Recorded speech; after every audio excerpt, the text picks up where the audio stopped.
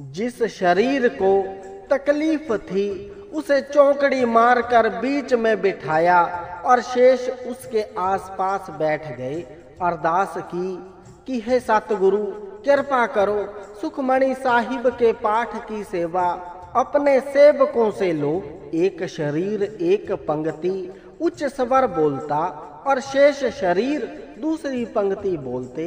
जब इस तरह उसे सुखमणि साहिब जी का पाठ श्रवण करवाया, अरदास की, तो उन्होंने बताया कि अभी तक सिर्फ सुना था कि सुखमणि साहिब जी की वाणी तन के रोग ठीक करती है, लेकिन उस दिन सुखमणि साहिब जी की यह शक्ति प्रयोग होती देख भी ली।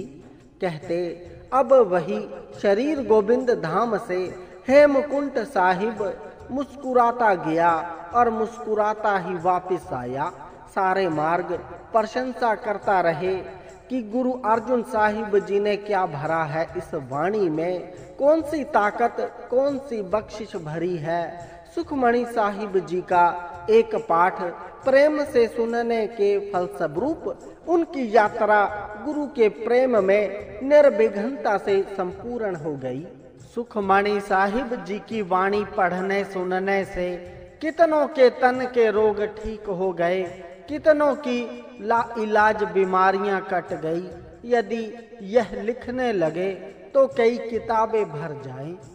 कोई 15-20 वर्ष पूर्व की बात है, बाबा दीप सिंह जी कीर्तनी जत्थे के मुख्य जत्थेदार बीबी परमजीत कौर के केश जुड़ गए और सारे केशों का गुंझलदार गुच्छा बन गया, जिससे सिर के मांस को खिंचाव पड़ने लग गया। कंघा तो दूर, पगड़ी सजाने वाली बारीक सी सिलाई भी उन केशों में से नहीं थी निकलती। बड़ा उपचार करवाया परंतु कहीं से भी आराम न आया। सारे डॉक्टर हकीमों का यही कहना था कि केश कटवाने पड़ेंगे, परंतु उस गुरमुख महिला का यह दृढ़ फैसला था कि केश नहीं कटवाने। फिलौर के समीप कोई महापुरुष हैं, उनके पास गए और जाकर विनती की। महापुरुषों ने हाथ से उस समय फूल की पंखुड़ियां पकड़ी हुई थी, उन्होंने वहीं देकर कहा कि इन पंखुड़ियों को सरसों के तेल में डालकर सुखमणि साहिब जी का पाठ आरंभ कर दो। उस तेल को केशों पर लगाते रहो और साथ साथ सुखमणि साहिब जी का पाठ करते रहो। तेल लगाकर जो 5 कंकारों से कंघा मिला हुआ है उसे केशों में तब तक चलाते रहो जब तक श्री सुखमणि साहिब जी के पाठ की समाप्ति ना हो जाए। उन्होंने घर जाकर इसी तरह ही किया। जिन केशों में बारीक सिलाई भी नहीं थी गुजरती, उन केशों में कंकारों वाला कंघा चलना शुरू हो गया। पाठ की समाप्ति होने तक आधे केश रेशम की तरह हो गए। अगले दिन उन्होंने फिर इसी तरह ही किया। पाठ की संपूर्णता होने तक सारे ही केश रेशम की तरह मुलायम हो गए। अर्थात सुखमणि साहिब जी की वाणी में प्रत्येक मुश्किल का समाधान है। यह जहाँ मन को शांति प्रदान करती है, वहाँ तन के रोगों को भी नाश करती है। सुखमणि साहिब जी की वाणी गुरु घर द्वारा प्रदान ऐसी देन है जिसके समक्ष डॉक्टरों के भी हाथ खड़े हो जाते हैं। हमारी पढ़ाई, हमारे टेस्ट तो कुछ बोलते हैं, परंतु इससे इस तरह कैसे बीत गया। दास बड़ा हैरान होता है कि पता नहीं गुरु अर्जुन देव जी ने कितना रंग भरा है। सुखमणि साहिब जी की वाणी में कितनी ताकत भरी है इस दरगाही वाणी में।